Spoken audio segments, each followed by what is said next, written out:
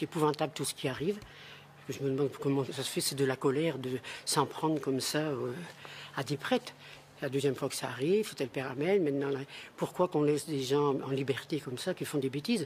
Il a mis le feu à la cathédrale de Nantes et on le laisse en liberté. Pourquoi? Suite à l'incendie qu'il y a eu à la cathédrale de Nantes, nous ne pouvions pas exécuter la décision d'expulsion du territoire national de cette personne, puisqu'elle a été pendant plusieurs mois en prison, puis libérée sous contrôle judiciaire.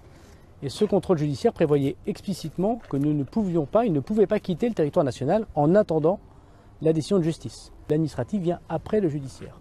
Alors le message, tel que je l'interprète moi pour le message du ministre de l'Intérieur, c'est de dire à tous les réfugiés qui sont dans le couloir justement de l'expulsion aujourd'hui, allez brûler une église et vous serez mis à l'abri justement de l'expulsion administrative, puisque ce monsieur a brûlé une église et le ministre nous explique qu'il ne pouvait pas être expulsé parce qu'il était sous contrôle judiciaire. Donc on vous donne la solution contre l'expulsion administrative, mais on marche sur la tête. Ce monsieur n'avait absolument plus rien à faire en France. Il a brûlé une église à Nantes pour un préjudice de plusieurs millions d'euros qu'il ne pourra absolument jamais remboursé.